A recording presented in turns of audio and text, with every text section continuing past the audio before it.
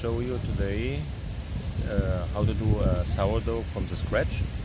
Yeah, I want to do it only in words. I try to explain it as simple as I can, because last time I saw always it's more and more technical things, and the people maybe they get a little bit confused. I say there are two kind of bakers in the world outside. There are bakers with a huge technical and technical knowledge, and there are bakers they have not this kind of technical knowledge. They have more the practical knowledge. Yeah, they feel the dough, they go into the dough, they are very good in observing and these like things. I think I'm more an instinct baker, like one of these guys with a huge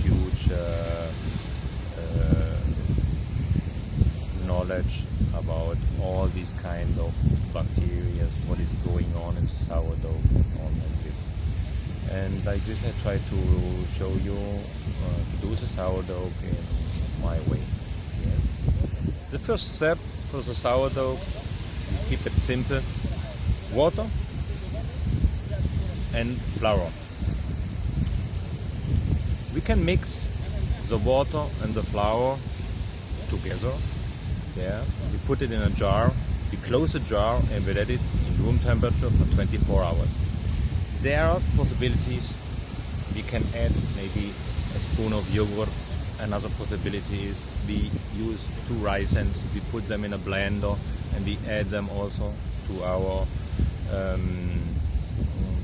to our mix, because all around we have wild yeast there, and our hands on everything is wild yeast, and this is the reason this will be the engine of our sourdough. I prefer to keep it simple, only water and flour, but if you want shorter the time, you can add also anything like this, like a dry fruit. You mix it in a blender and then you put it in the jar. You need this only once. This is like to start. Yeah, that's it. That is our first step.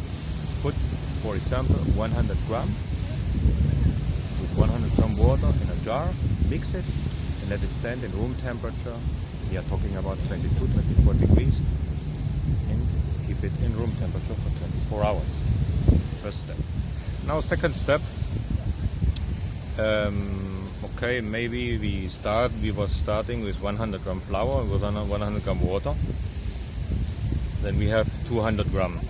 From the 200 gram, we are observing now what was going on in the 24 hours when we put the sourdough in room temperature. Maybe we have some air bubbles, it's a little bit bubbly.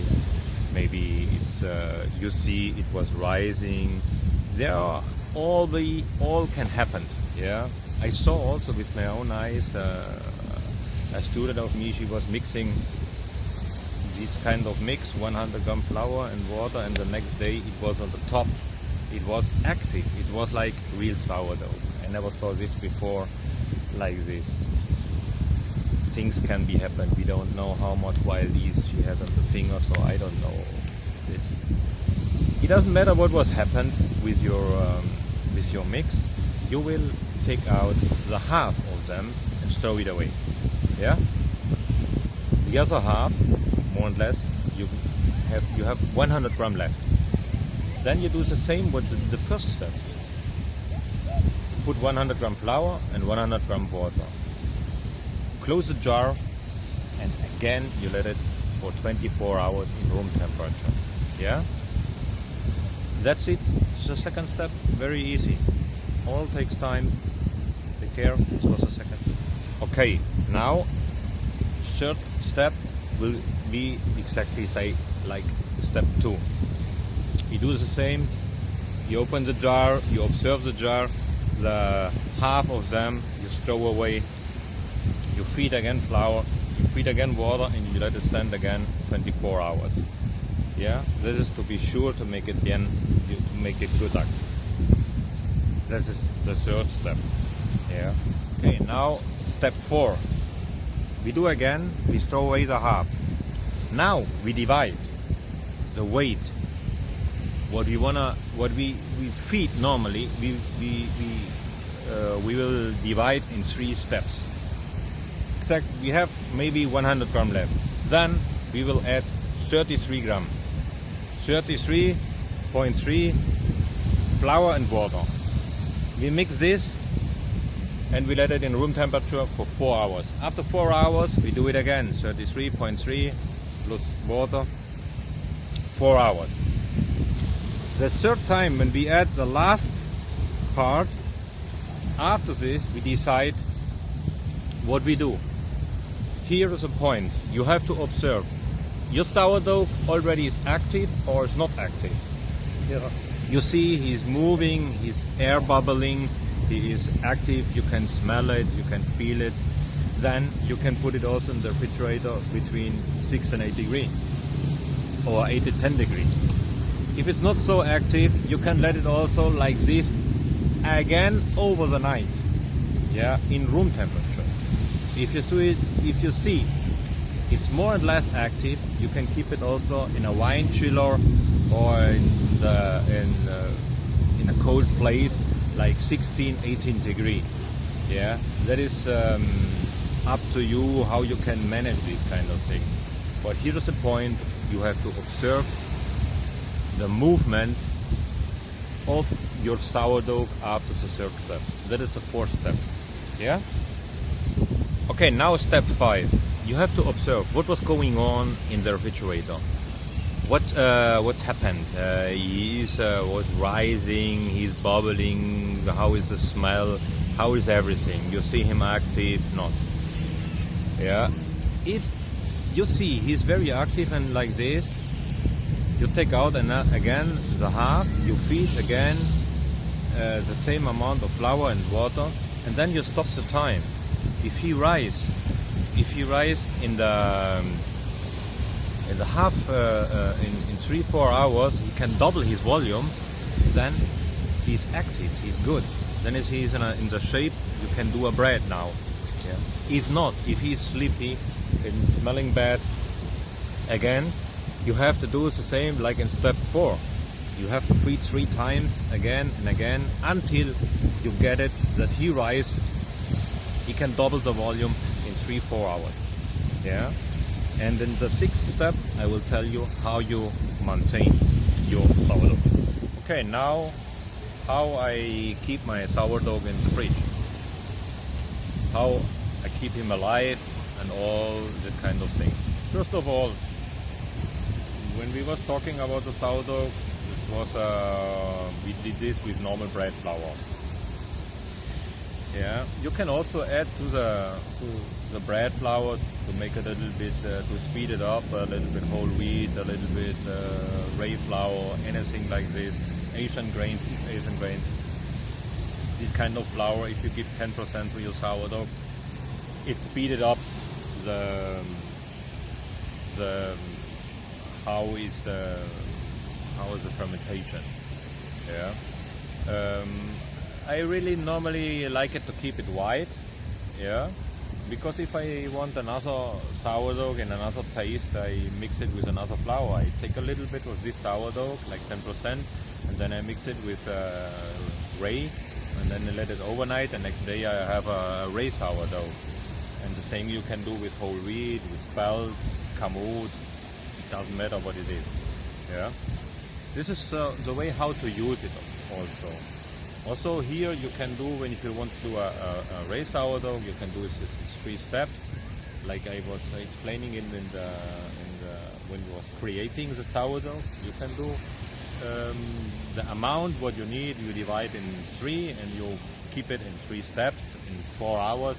Then you keep it a little bit more soft, pH. Yeah. Also important for me is what kind of pH has my sourdough. I bought 2 measures of pH. and my pH is between 4.2 4.3. It's always good to have this kind of average. For me, less is more sour, but everybody has to know how he wants it, because for example, most of the people, they're talking about San Francisco sourdough and like this, but that is not everybody's cup of coffee. Yeah, because I cannot eat it. It's too, actually it's too sour for me. Yeah, but there's other people that love it. Yeah, it's just everybody has to know what he wants. If it's less pH, of course it will be more sour. Also can be dangerous because it can eat the gluten very quick. And how you keep it in the refrigerator when you don't use it? In the refrigerator, a lot of people, private people, what they do, maybe they feed it once in a week or once 2 weeks. For me, it's not enough to keep a good average with a sourdough. I think at least you have to feed it 2-3 times a week. Yeah, and yeah, if you have to throw it away, anything, yeah, that's it. Life is sometimes like this, or you use it in another bread dough. Maybe you can do pancakes with it. There's a lot of possibility what you can do with sourdough. Yeah, also you can use it in cakes. Yeah, it's not a big deal. When you want to do a bread,